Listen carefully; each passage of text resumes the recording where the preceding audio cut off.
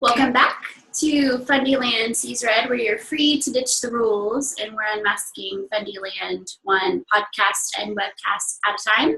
We are your hosts, Marci and Sarah Timbers. Go ahead. So today we're going to be discussing the Master's, Seminary, and University probation. Some big stuff has come out in the past week or so, and they're kind of under investigation and in violation of some big fat federal laws. Mm-hmm. Yeah, so this will probably be a little more of a serious podcast. Mm-hmm. Normally, we like to bring some lightheartedness to a very heavy situation, but we take it very seriously. We've lived it our whole lives. We've experienced it. We come from the inside of this community, and so we have a lot to say about it. So we're feeling the gravity of this podcast right now. Mm-hmm. But we want to just kind of share some background of how these two redheads came to expose this particular environment, this particular religious environment, the abuse that we've experienced and witnessed on a large scale. So with that, we don't really have a big outline plan, but we want to educate you from the beginning, because we were once huge John MacArthur supporters, both of us. I loved him. I viewed him as my spiritual father. But when you start investigating corruption on a smaller level and you just keep going, you find that corruption goes all the way to the top. So I know it's hard for some people to view Dr. MacArthur in a way that he would condone some of the things that go on in his church and his college and his seminary. And we like to think that, oh, he just doesn't know what's going on there. But after several years of investigation, I have found that it goes all the way to the top. And he just has some really great henchmen protecting him, taking the heat so that he can appear ignorant and just innocent that these things would take place in his under his leadership. So with that, do you want to add anything before? Not too much. I mean, I think the biggest thing to understand with this is that there's going to be from inside that camp, and what the reason why this probation is such a big deal, and the reason what they're saying and what they're getting nailed for is all of the things that we have been talking about, because it starts at the education level in the university, in the seminary, and then it trickles down. And these are how these men are trained to run their churches, to view women. And that training is then what produces these environments that we've been talking about all along. And so it's very much from the top down. But you also have to understand that this is, and they are in violation of some big federal laws, but that is important, because what they're going to do at this point and what they're already doing is saying, oh, look, the world is coming after us. We're not like the world. But what the probation, when you read, and you can go read it for yourself, we're not going to spend time going through the documents. They're online, they're public, you can see it. But the biggest thing is that, look, they're trying to be an accredited school and they're getting money from the government and blah, blah, blah, but they're not in compliance with federal law. And what is being exposed is a very cult-like administration and the way that things are ran. And that's important because as things are moving forward, the way that these little sects are protecting themselves is by saying, oh, look, the world is coming after us. They don't understand because this is the world and we're not like the world. We're not of the world. And it's almost taking this, like we have this higher, how would you word that? Like a superior. Well, yeah. Superior world. We're view. set apart, and so the world's not going to understand why we won't allow single women to take our courses and have full-time.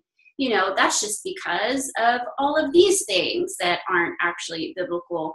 Fred Butler actually said on Twitter, he was like, yeah, we have to jump through these hoops to stay accredited because, otherwise our students won't get financial aid, ding, ding, ding, and won't be able to afford to go there. But then he said, however, if they require us to allow women in the seminary, we will never change on that. So they're just really passionate. I mean, I've been in MacArthur sister churches my whole life up until last year, actually. So their view of women is that women are predatory, that women are, just always trying to get the pastor to fall into sin. It's all about these women who need to be kept under control. And they're kept under control by good leaders, which is actually another term for domineering men.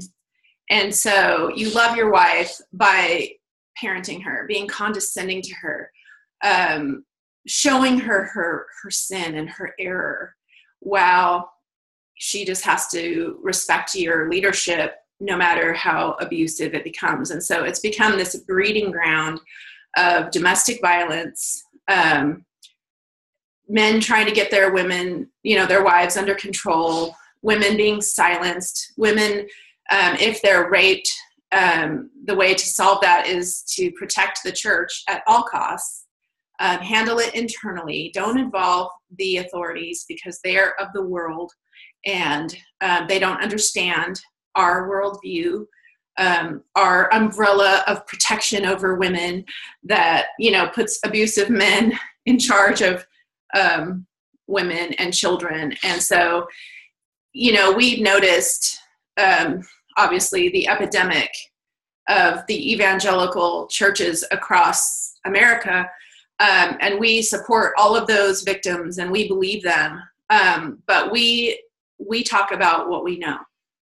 And so while we believe those other victims, we actually know what goes on in MacArthur land, in Fundyland, and it's not pretty. It's coming to light, and you can watch them circle the wagons, and eventually it'll be every man for themselves because they're going to turn on each other. So the temptation for Sarah and I actually is just to sit back, live our lives, and let them destroy themselves, because they will. But we can't be silent when it's this big. And I wrote Jane's story about a year ago. It was September of 2017. And so much has happened since then. I've heard from over 70 victims, from my hometown church, from Grace Community Church, from the Masters University, and many of them have been silent for 20 years. And so I thought I would just give you a little bit of a brief summary of how I came to be an advocate, because this is not something I would choose ever in a million years. But, like the man who was beaten by the side of the road, am I going to be the Levite that passes by the other side? Am I going to be the priest that pretends he doesn't see? Or am I going to be the Samaritan that stoops down and helps? And I have no choice because I know what happens. So I was raised in a sister church of MacArthur's. They sent all their students, all their young men there to go to seminary. My dad was an elder there for 30 years. My mom was the women's ministries director. Over the years, I heard my dad and my mom talking about women in distress who came to the elders for help, they were being beaten by their husbands, they were being abused. And my dad was really torn up about it because the elders would always decide, well, you need to just go home and be quiet and submit to your husband and the beatings will stop. And there were just several scandals that erupted over the years that just were swept under the carpet. We all kind of knew something was going on, but nobody really knew what. And I was a kid, so I didn't care or know. When I became a teenager, though, I had several boys that I was interested in dating who then told me I had to submit to them because all women need to submit to all men. And I was like, well, that's a major turnoff. And so I longed for kindness and relationship, from the men and the boys in my life, even my dad and my own brothers. But I just couldn't find it there. And so, I started dating somebody from school and off I went. I left that church at 17 and I never went back. But I was raised, I'm the exact same age as the pastor's son in that environment. And I moved to Hollywood to pursue fame and fortune, and got tired of my life in bars. And I thought, you know what, I'm going to go back to church because surely MacArthur's church is not as severe as my church and that I was raised in. So I went there. I did meet some good people. I met some really creepy people too, similar to the church that I was raised in. I'm convinced I married the only guy there that's not a fundy a-hole. We're trying not to cuss in this one because we don't want to offend you. This is an important message. But the pastor's son decided he was going to go to seminary. And so I was like, well, here's somebody from my upbringing. I've come back to Jesus. And so maybe we can be friends now. But he was weird. I was just like, we're from the same hometown. I'm trying to be friendly. I'm not hitting on you. I'm already dating this hot guy. So anyway, so he started dating my roommate, and she would share with me things that he would tell her about. He was trying to prey on her, get her in the sack. And so she broke up with him, and then she talked with this other girl that he dated, and he succeeded in, abusing her. And turns out this guy has been preying on women, but pursuing a career in ministry. And so it's funny because it was just completely weird because I went to high school with him and I avoided him because I was a partier and I didn't want him to tell. But it turns out he's kind of this abusive guy. Was he the no pumping guy? Yeah. He told my roommate that it's okay to enjoy each other's bodies as long as you don't pump.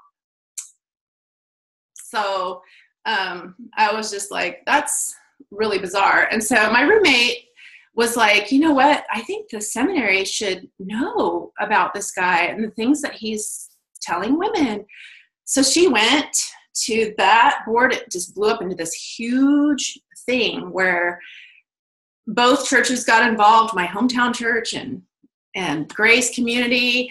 And both churches just shut her down. Oh, she just wishes that she was still with him. She's a scorned woman. That's their favorite term. And, but they did tell him okay, if there's one more incident of a sexual nature where you're preying on women, we will kick you out. Well, I found out about another situation. But back then I was just trying to get my life right, trying to work on my walk with the Lord. And I thought, you know what, this is none of my business. I'm not going to be a gossip. I'm not going to be a tattletale. That's what you're trained to because that's what I'm trained to think. I mean, we're all horny. We're all teenagers, anyway.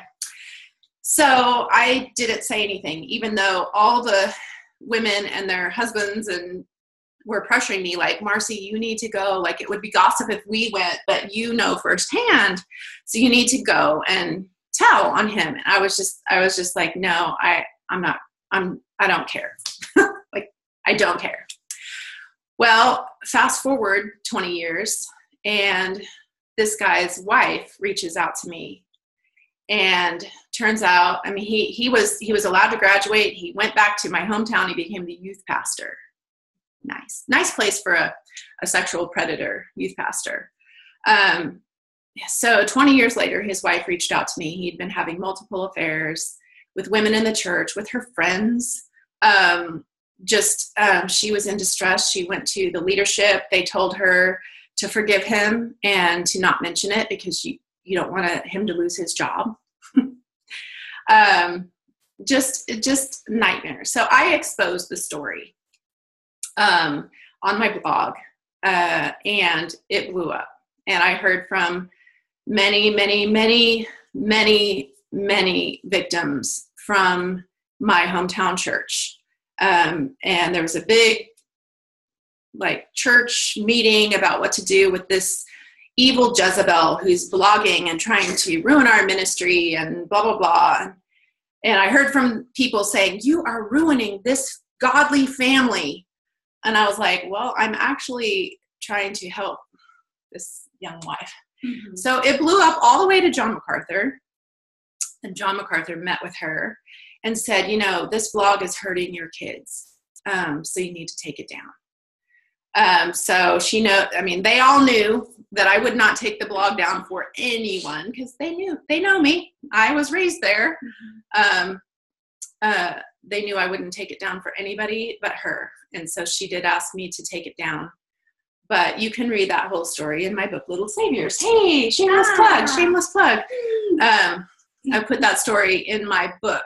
But as I was investigating that story, there was many victims from Grace Community that also reached out to me and said, hey, this happened to me too. But, and I heard so many stories. I've been reached out to by ex-faculty members from the college, ex-administrative workers from the church, many women who suffered domestic violence, many women who were raped at the college. One woman was raped by the class president of her graduating class.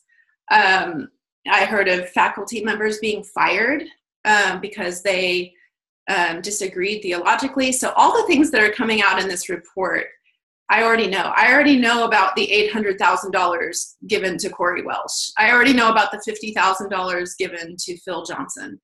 But none of these victims wanted me to come forward with their stories or with what they knew about that place.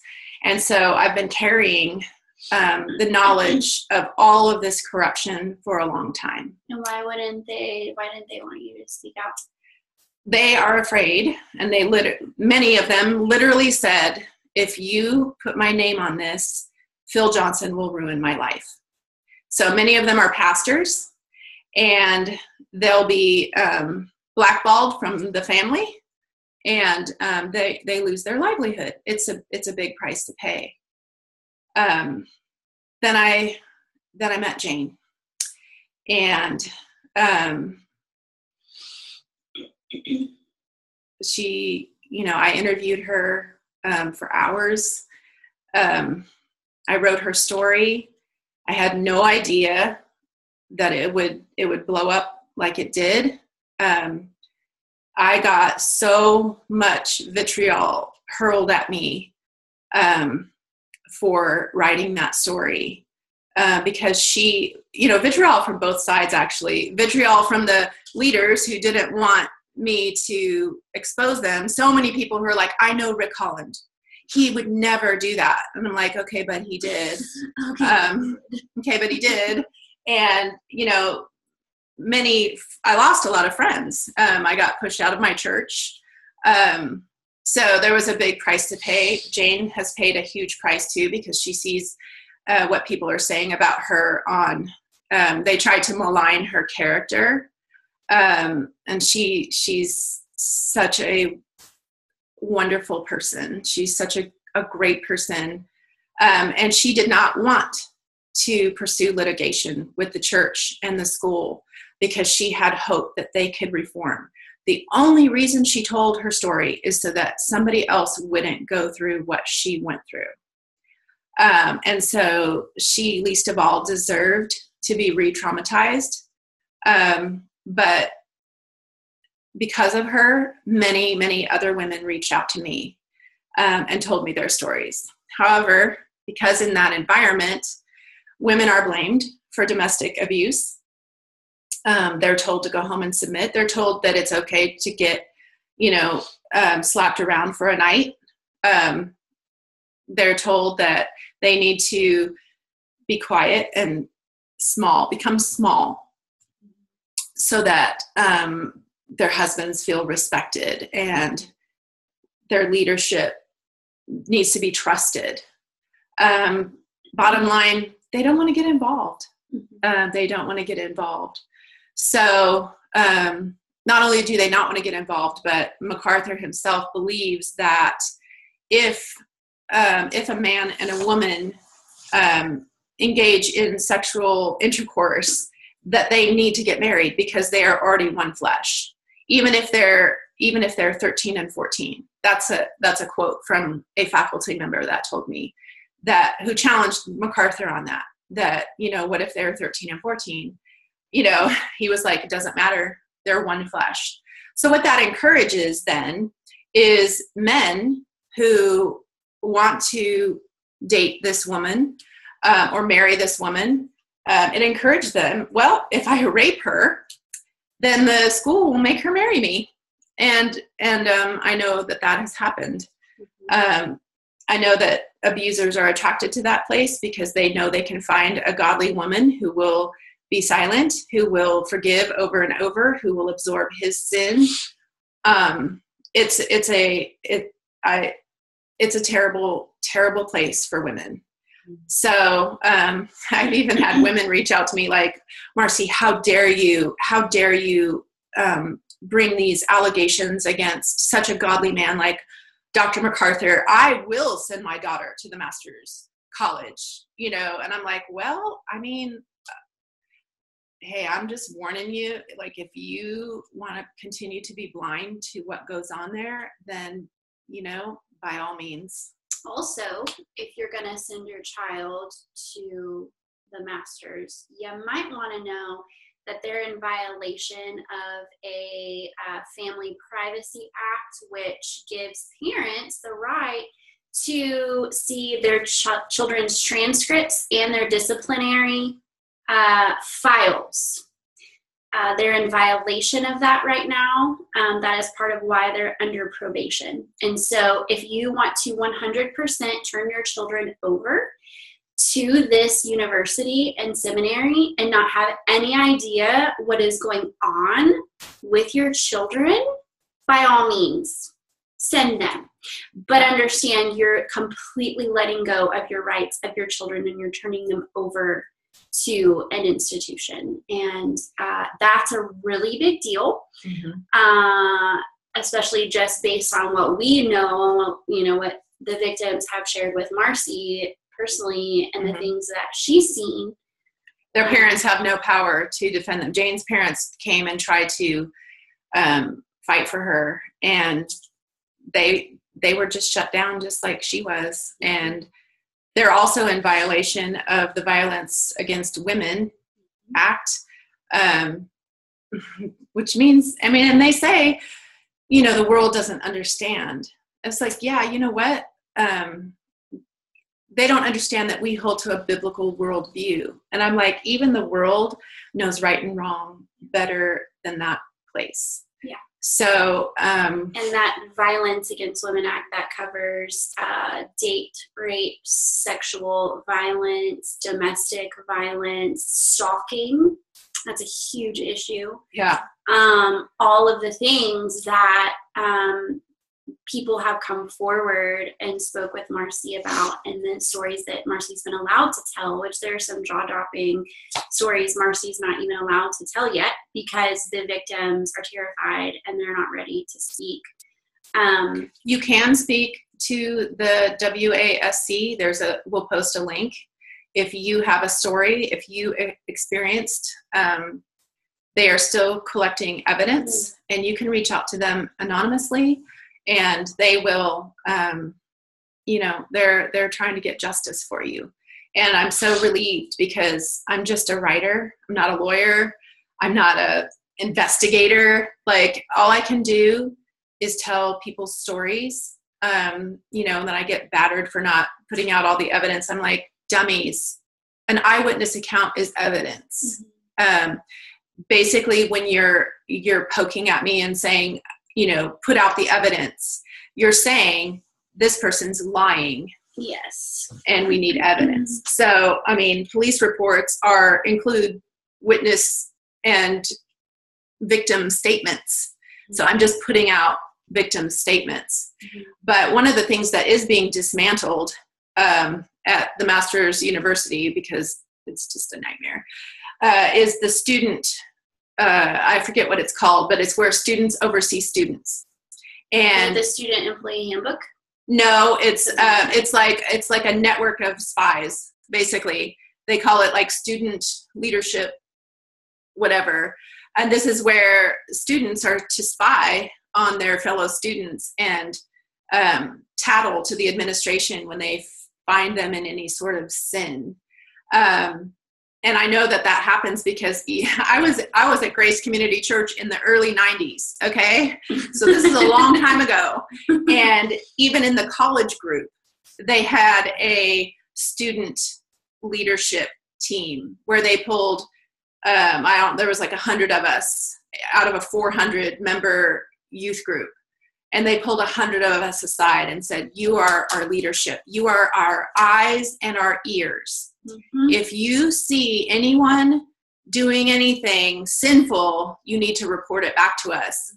And basically they would make people break up if they had gone too far. They told horror stories of people being caught. They made examples of people. And yet I was preyed upon by several of the men in the youth group where they tried to get me alone, tried to get me in the sack, tried to get me, and for whatever reason, none of them succeeded. Well, that's a relative term, but it's all about keeping the women, it's all about image management, keeping the women quiet when a man conducts some sort of infraction.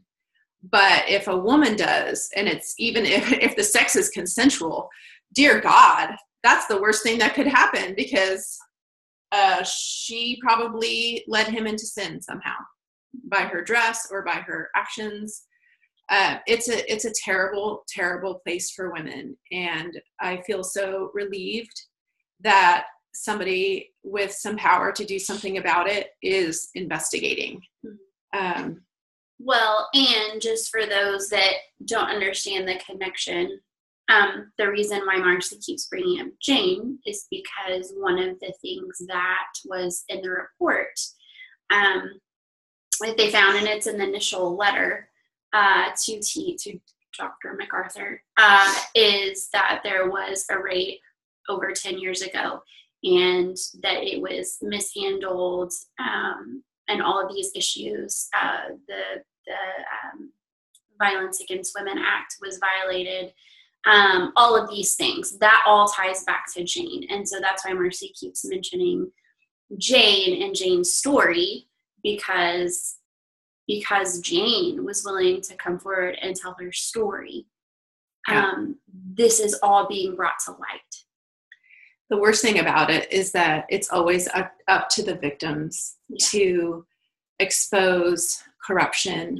And this is true in Hollywood. This is true, in the church. It's true in politics. It's always up to the victims to expose this. And then the reason they're hesitant to expose it is because they're re-traumatized. They have to, then everybody demands, they can't believe this is true, and so they demand evidence, and then they demand a court trial where the victim has to get up and tell the whole world what horrible things happened to her. And I've been talking with Jane this week, and she's feeling vindicated on the one hand, but on the other hand terrified, because all the gory details of her story are being picked apart piece by piece. It's painful because a bunch of students witnessed what happened to her and were complicit in the silence of it.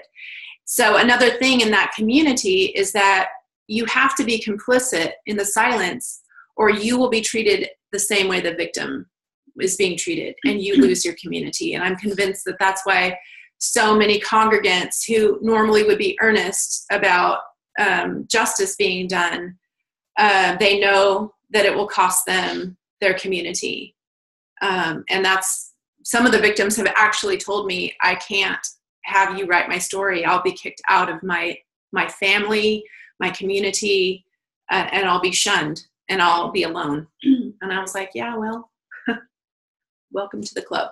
Yeah, which, again, leads back to the report and the investigation that is being done and why TME was on probation, is because there's this very strong good old boys club, and you've got your board of directors. There's a lot of conflict of interest. There's reports of bullying and intimidation and a culture of fear within the faculty. And so you've got, it's, Dr. MacArthur, is leading this whole community and school and seminary with, his best friends in the world, his cronies. And so even employing people to teach at the seminary and at the college who aren't qualified to teach that subject. So it's like, let me put my best bud in there because he needs a job. Or my son-in-law, and I'm going to give him almost $1 million. I need a drink. So that culture of bullying and threat and the threat of loss of community,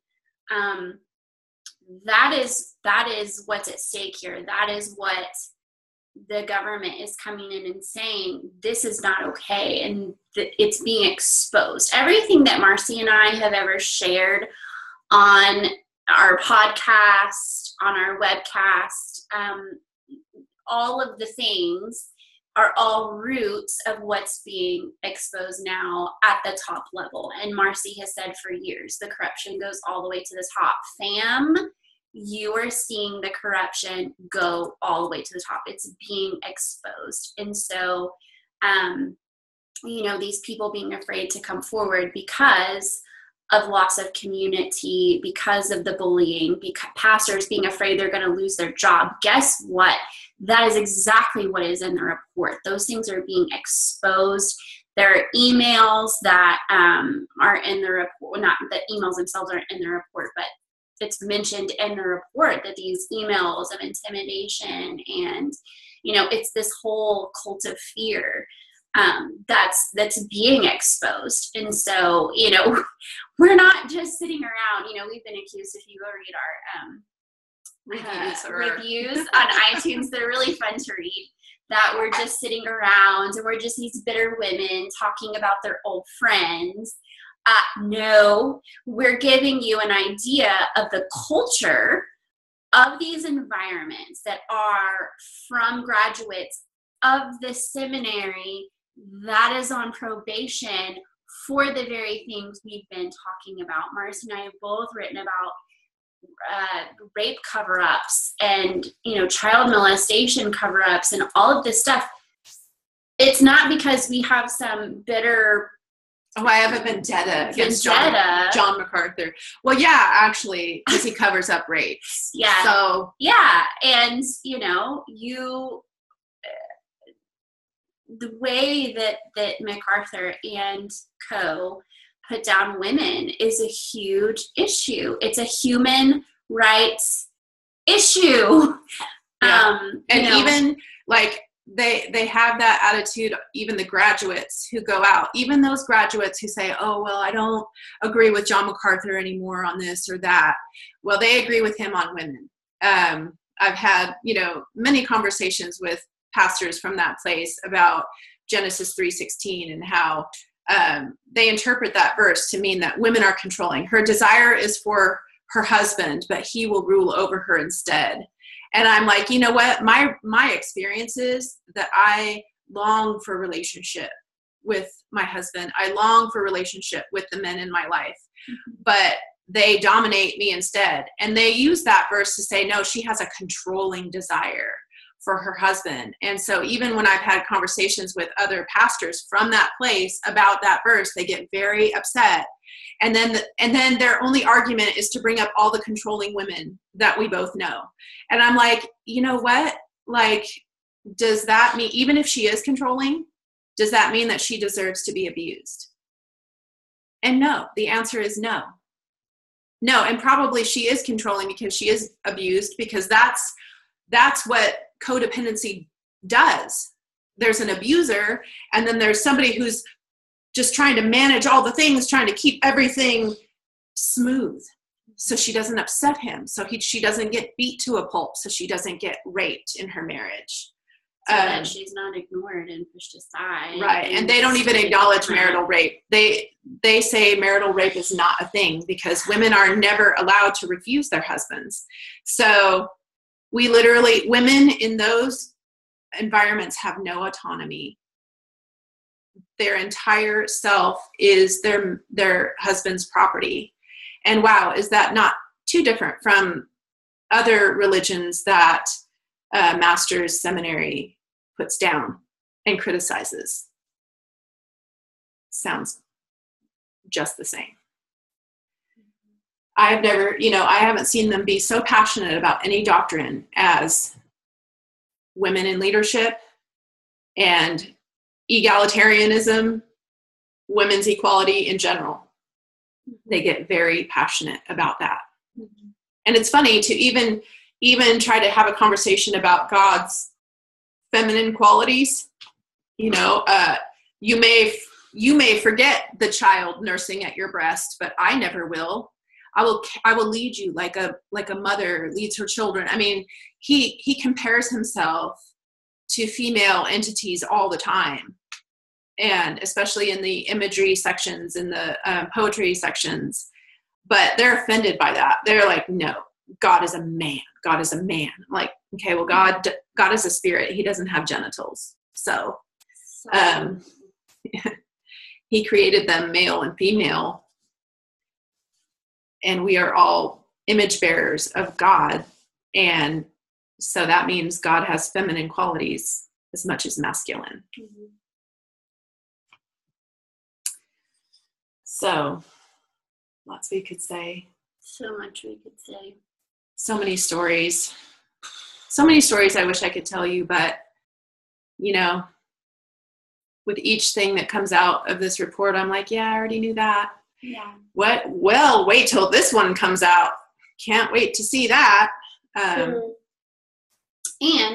right now, MacArthur and co.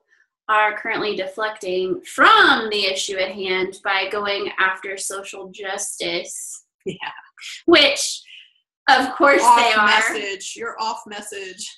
Yeah, which to that I would say, go and learn what this means. I desire mercy and not sacrifice. Mm-hmm.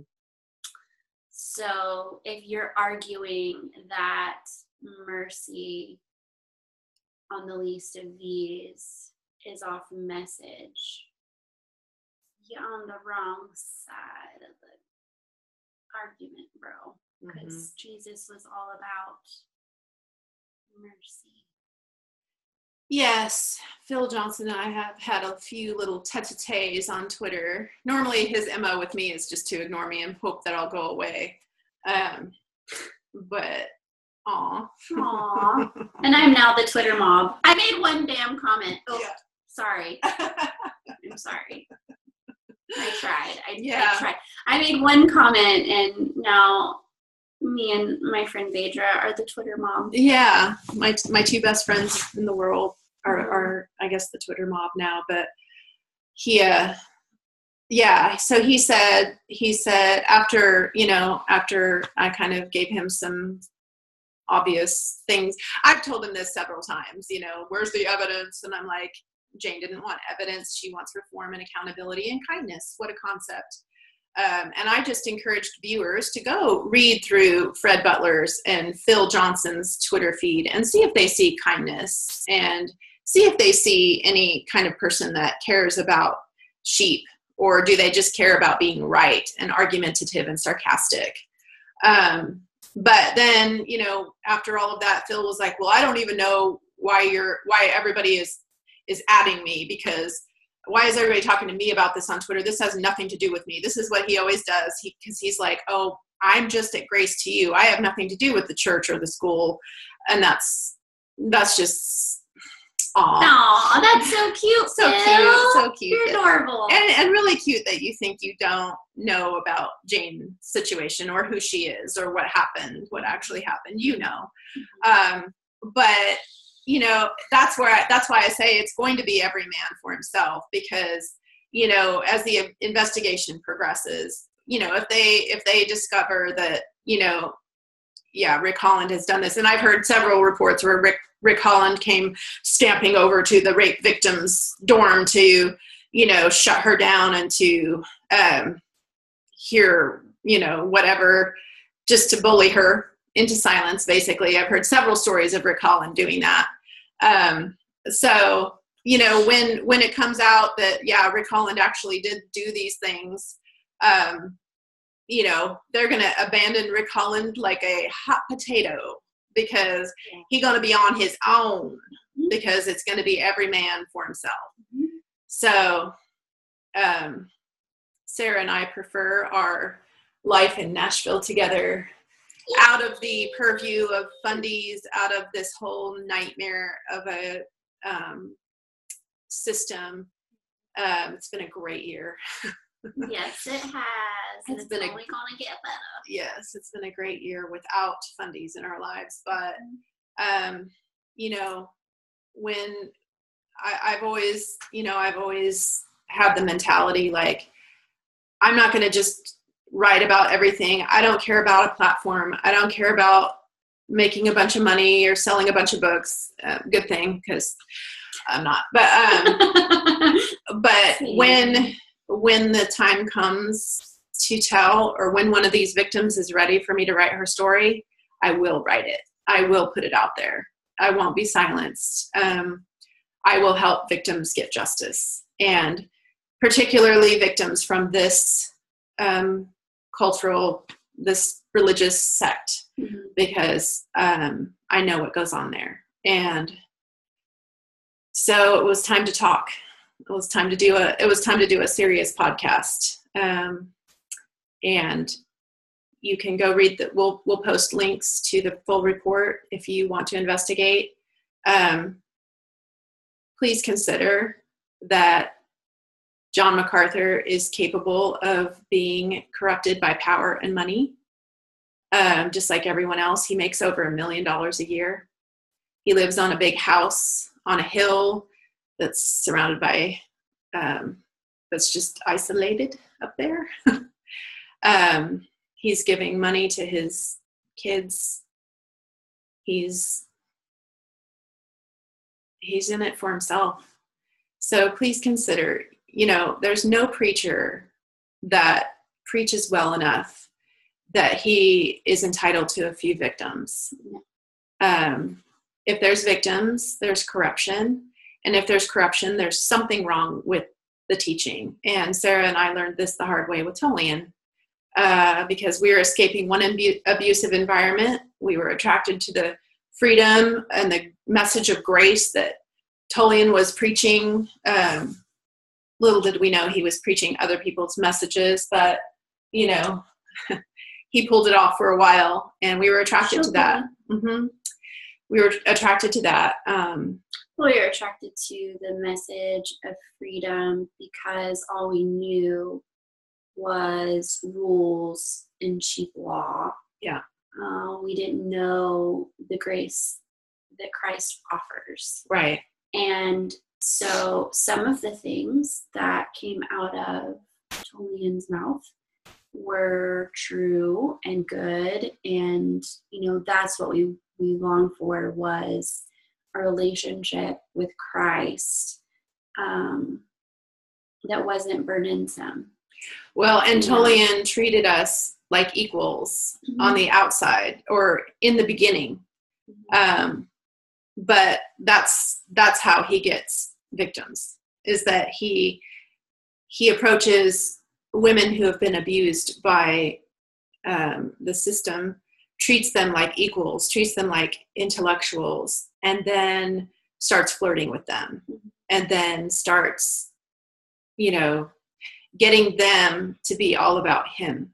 And that's how he populates his platform, is with all these women who he has made feel special and intelligent. So that kind of blew up in our faces. Well, but it also kind of blew up in his, because he thought our loyalty was to him, and our loyalty is only to the gospel. And therefore, when we learned that he was using his position to lure and abuse women sexually, and then went, wait a minute, so he was fishing for us to, once that became evident, and that he was using us to go out and publicly fight for him. And manage his image, which, oh my God, that's where we came from. When he wasn't giving us all of the information. He kind of messed himself up a little bit, because he did not know who he was dealing with, did he? No, he just saw two feisty redheads that weren't going to take any crap. But guess what that means, bruh? It means we're not going to take your crap either. Bye.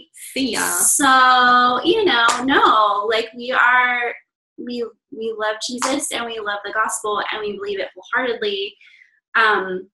But no, we follow no man, and our loyalty is with no man. Right. And, if there's power and money inserted into the situation, it's corrupted. I haven't seen any situation where it's not. So, and you don't discover these things until you're, all in a ministry. But just like with Sarah and me, our eyes were opened gradually to me, to my hometown church. It was like, oh yeah, there's some weird things going on here, but oh, he's such a great preacher, blah, blah, blah, Yeah. And then to MacArthur, who took me a really long time to see that. And then with Tolian, didn't take as long with Tolian. No. He can't really control himself at all. So yeah, I don't think the institution can be salvaged. I think, the Holy Spirit is in those that he's in, and those people will find each other. MacArthur and his cronies are all out there saying, you can't be a real Christian if this, you can't be a real Christian if that, like everybody's tossing around this real Christian thing. And it's like, you know what? Who gets to decide, and that's one of MacArthur's things, is that he will deem you unsaved. He will, once he deems you unsaved, you're just unsaved. That's, and then the victim is sent off to wrestle not only with what happened to them, but that because they can't get over it, they're not saved. Mm-hmm. So, which is spiritual abuse. It is. By the way. Mm-hmm. So, anyway, we wanted to bring this to the forefront. Fundyland survival tips. Just get out. Yeah, it's not, any place that is they only, you need to do some research on cults. And I feel bad even saying that, because as soon as you hear the word cult, you think, I'm not a cult, and you run away. Yeah. But really, just honestly, earnestly read the characteristics about cults. And some of the biggest things are, you only have teachers from that particular environment. You are discouraged from outside sources, the internet.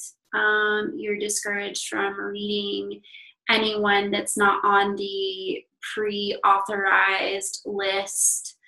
Anyone else with any other ideas about God or the way the world works is evil. You're not even allowed to consider it. You're not even allowed to read it to see what they think. And because it's dangerous. You're not allowed to have deep relationships with people outside of the organization. You're discouraged from certain types of family members, and you're cut off from them. Your children, MacArthur has come out and said this, if your child is gay, you are to shun them. You are to kick them out of the family so that they feel the loss, repent of their lifestyle, and come back. So, way to lose relationship with your kid. Shun them for something that they can't help. And that's not even a bad thing, but whatever. So there's just... So yes, survival tips is definitely to get out, but educate yourself, open yourself to other, and this is the most terrifying thing for a fundy, is to open yourself to outside sources and learn to think for yourself. Yeah. And just because you read somebody, you're still allowed to disagree with stuff. Oh, yeah. Like, go out and read and listen and learn. You're allowed to disagree. You have your own mind. And that's the very definition of a cult, is mind control, is they tell you what to think and you're not allowed to question. So if you trust yourself to go and learn and read and get your life back. Then one of the number one things I would suggest is ask yourself honestly, can I make a basic life decision without asking someone else what they think? Mm-hmm. That's a big one. Yeah. It's a big one. Not that you can't get advice from people, but can you on your own make a decision for yourself without inside input from the group? And all these people who say, MacArthur would say, you're saved by grace, not that of yourselves. It is a gift of God, not as a result of works. But then goes on to say all the things that make you unsaved. So it's just a complete paradox of what he says he teaches versus what he actually teaches. And everyone is so afraid of being deemed unsaved by MacArthur that they're just these robots that live their whole lives for fear of the community seeing them do something that is out of step, or even say something that is out of step. Mm-hmm. But the truth of the matter is, when the leaders get together themselves, they say all kinds of inappropriate things. They joke, they preach this heavy law for their congregants, but they themselves are immune from having to follow the law. Mm-hmm. So it's like, just look into it. Just be willing to look into it. Mm-hmm. Our eyes were opened gradually. That's how it happens. And if the Holy Spirit is in you, you can't lose that. I heard this sermon the other day on Facebook. I watched for a few minutes where this guy was like, hey, when you get up in the morning, your physical body knows it needs coffee. You never neglect to go get coffee. So why would you neglect to fill yourself with the Holy Spirit? And I was like, wow. So I got to fill myself with the Holy Spirit every day, or he's going to be like, oh, you got your coffee, but you didn't get me. Nah, you're out. Does the Holy Spirit come in Keurig form? Because I really love K-Cups. Oh, it's just like, this is why I have panic attacks and go running out of churches, because it's impossible. It's an impossible list of things you got to do to please the people around you. And that's what they do. And how confusing is that? The Holy Spirit is a gift, but you got to get it yourself. Yeah. What? Yeah. Like, you know what? You're a grown-up. You can read the Bible for yourself. You don't have to blindly trust somebody else's interpretation of the Bible. There's nowhere in the Bible that says you have to every morning go fill yourself with the Holy Spirit. But this is just a common thing that is taught in those circles. It's all about guilt. It's all about, have you prayed for an hour? It never says anywhere that you have to pray for an hour. In fact, it talks about chanting meaningless words over and over that wearies God out. That's just for the Catholics, Marci. That was a joke. Yeah, they're like, oh, yeah, that's chanting, but, going through the Acts form of prayer, adoration, confession, thanksgiving, supplication. Finally, I can get to the supplication because I did 45 minutes of the other 3. Like, oh my God, I think you're amazing. I think you're awesome. You're amazing and wonderful. And I can't think of any more adjectives. So I'll just go to confession. I confess, thinking a bad thought, and that's all I can think of. Thank you for being so omniscient and omnipresent. And let me just rehearse your attributes to you, because you love that so much. That's not chanting at all. Let me just go through all of your attributes and tell you about yourself. Like, we're just supposed to sit here and like boost God's ego as if he needs human. If you're bored and praying tedious prayers, I'm going to go ahead and think God's bored too.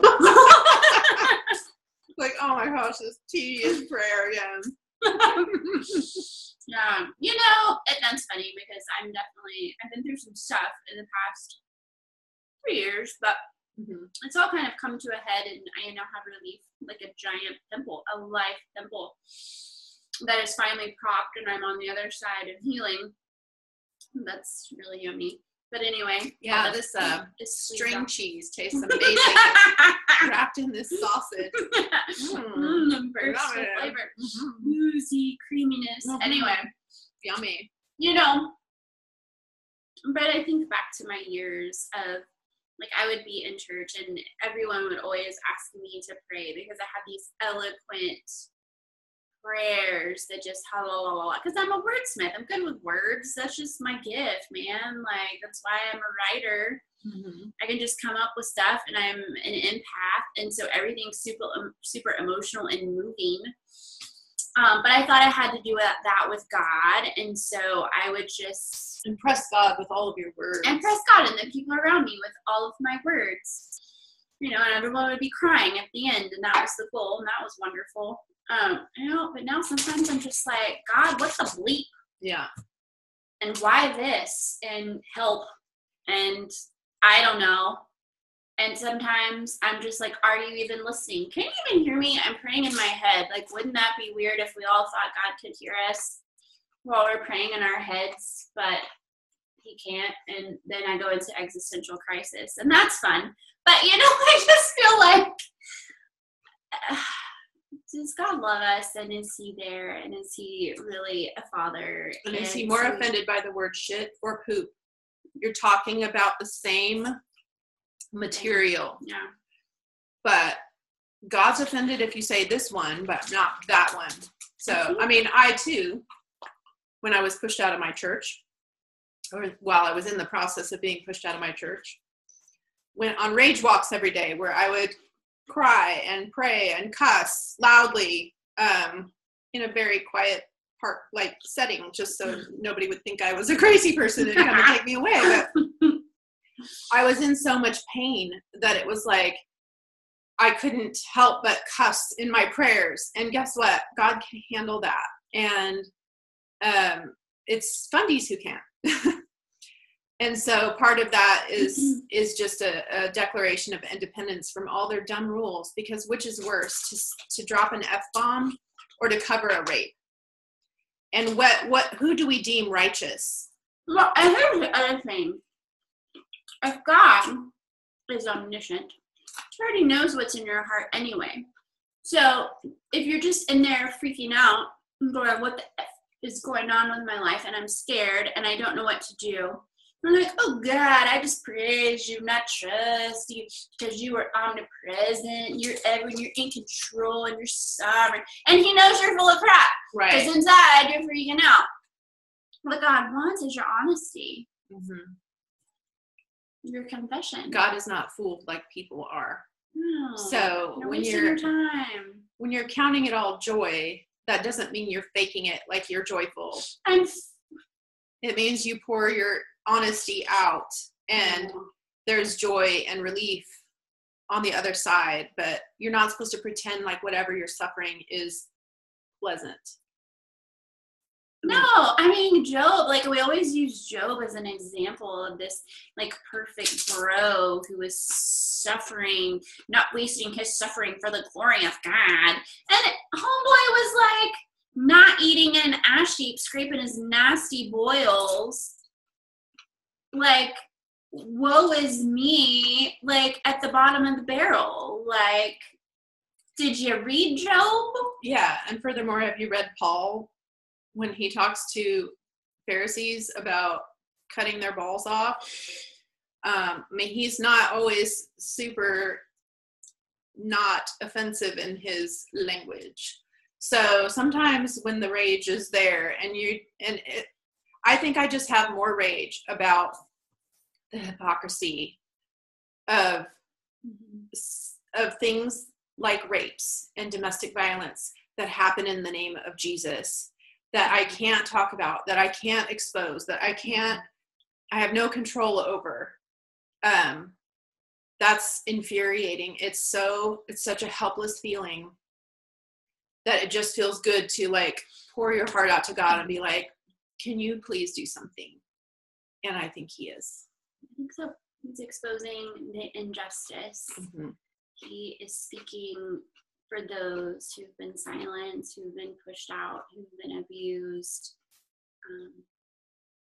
Yeah, God is definitely on the side of the broken. Yeah. Well, our chicken dip is halfway gone. I know. Yeah. And I don't know that we have anything else to add. You can feel free to comment on our Twitter account. Mm-hmm. Fundyland Sees Red. It's at Sees_Red. Mm-hmm. And we will post some links there. Do your own investigation. Think for yourself, people. Yeah. Don't be afraid. Yeah. That's it.